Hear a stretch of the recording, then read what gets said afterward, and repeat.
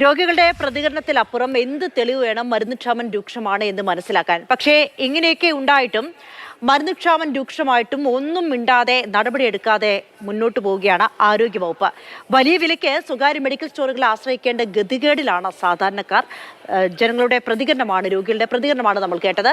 വിവിധങ്ങളിൽ നിന്ന് റിപ്പോർട്ടർമാരിലേക്ക് പോവുകയാണ്. കൊച്ചിയിൽ നിന്ന് ശ്യാംപ്രസാദ് ഉത്തമൻ, തിരുവനന്തപുരത്ത് നിന്ന് അമൽ തേനമ്പറമ്പിൽ, കോഴിക്കോട് നിന്ന് നയൻതാര. ആദ്യം അമലിലേക്ക് പോവുകയാണ്. അമൽ, തിരുവനന്തപുരത്ത് മെഡിക്കൽ കോളേജിലും ജനറൽ ആശുപത്രിയിലും മാത്രമാണോ അതോ പ്രാഥമിക കേന്ദ്രങ്ങളിൽ ഉൾപ്പെടെ ഈ മരുന്ന് ക്ഷാമം രൂക്ഷമാണോ? എന്തുകൊണ്ടാണ് ഇത്രയേറെ പരാതികൾ വന്നിട്ടും ആരോഗ്യവകുപ്പ് അതിൽ നടപടിയെടുക്കാത്തത്?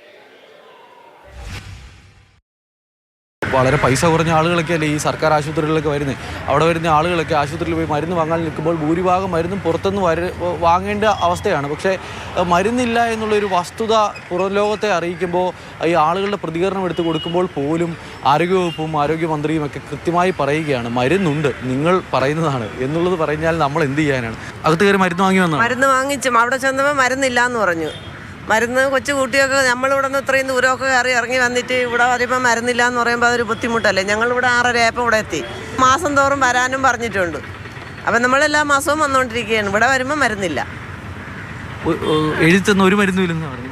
ഇല്ല, ഒരു മരുന്നും കിട്ടിയില്ല. ഇവിടെ വന്നിട്ട് അവിടെ ചോദിച്ചു, അവിടെ ഒരു മരുന്നും ഇല്ല എന്ന് പറഞ്ഞപ്പോൾ ഞങ്ങൾ വെളിയിൽ നിന്ന് വാങ്ങിച്ചുകൊണ്ട് വെച്ചേക്കുന്ന മരുന്ന്. ഈ മരുന്ന് പ്രശ്നം പരിഹരിക്കാനുള്ള എന്തെങ്കിലും നടപടി എടുക്കാതെ തുടർച്ചയായി മരുന്നുണ്ട് എന്ന് പറഞ്ഞ് മുന്നോട്ട് പോവുകയാണ് എങ്കിൽ ഇതുപോലെ നിരവധി ആളുകൾ ഇനിയും കഷ്ടപ്പെടും. അതിനാൽ തന്നെ ഈ പ്രശ്നമുണ്ട് എന്നുള്ളതൊന്ന് മനസ്സിലാക്കി ഈ പ്രശ്നം പരിഹരിക്കാനുള്ള എന്തെങ്കിലും തരത്തിലുള്ള നടപടികൾ ഉണ്ടാകണം എന്നുള്ളത് മാത്രമാണ്. തിരുവനന്തപുരം ജനറൽ ആശുപത്രിയിൽ കാത്തിരിക്കുന്ന രോഗികളുടെ പ്രതികരണമാണ് നമ്മൾ കേട്ടത്. ഇനി എറണാകുളത്തേക്ക് പോകാം. ശ്യാംപ്രസാദ് ഉത്തമനുണ്ട്. ശ്യാംപ്രസാദ്, എറണാകുളത്ത് നിന്നുള്ള റിപ്പോർട്ട് നമ്മൾ കണ്ടിരുന്നു നേരത്തെ, റിയയുടേത്. എല്ലാ സർക്കാർ ആശുപത്രികളിലും അവിടെ അതാണോ അവസ്ഥ?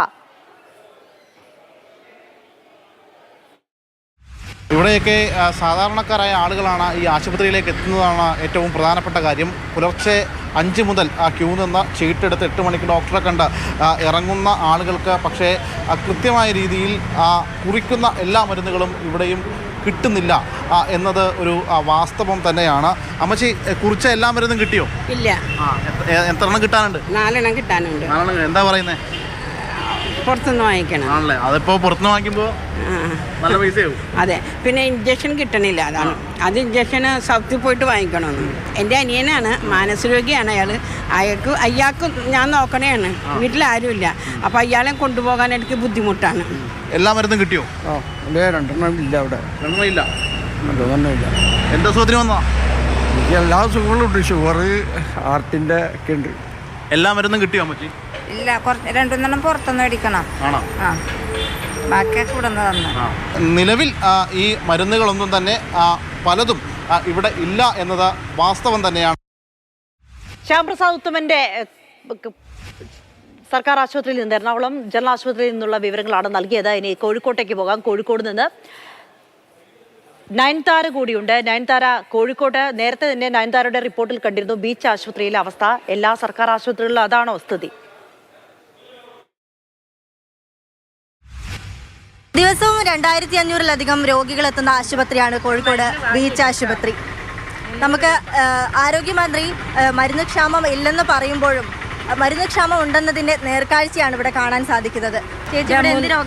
ഞാൻ അമ്മയ്ക്ക് സുഖമില്ലായിട്ടാണ്. അപ്പം എല്ലാ മരുന്നും ഞങ്ങൾ പുറത്തുനിന്നാണ് വാങ്ങുന്നത്. ഞങ്ങൾ APL കാർഡാണ്, അതുകൊണ്ട് എല്ലാ മരുന്നും പുറത്ത്, ടെസ്റ്റ് മുഴുവൻ പുറത്തുനിന്നാണ് ചെയ്യുന്നത്.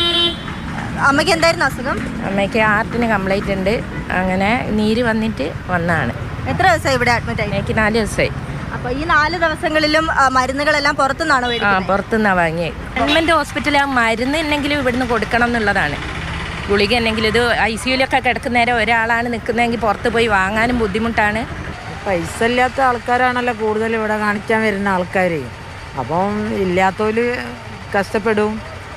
അതാണ് ഇവിടുത്തെ ഒക്കെ ഒരു ഇത്. ഇവിടെ എത്തുന്ന ഭൂരിഭാഗം ആളുകളുടെയും പ്രശ്നം ഇത് തന്നെയാണ്. ഡോക്ടർ തരുന്ന മരുന്നുകൾ അധിക വില കൊടുത്താലും നമുക്ക് വാങ്ങാതിരിക്കാൻ പറ്റില്ല. അത് തന്നെയാണ് യാഥാർത്ഥ്യം. മരുന്ന് ക്ഷാമമില്ലെങ്കിൽ പിന്നെ എന്തുകൊണ്ടാണ് രോഗികൾക്ക് ആശുപത്രിയിൽ നിന്ന് ഈ അവസ്ഥ നേരിടേണ്ടി വരുന്നത്? രോഗികൾ ഒന്നടങ്കം കാണിച്ച് കഷ്ടപ്പെട്ട് മണിക്കൂറുകൾ കാത്തുനിന്ന് അവിടെ ഡോക്ടറെ കണ്ടിട്ട് പോലും അവർക്ക് ആവശ്യമായ മരുന്നുകൾ കിട്ടാനില്ല എന്നുള്ളതാണ്.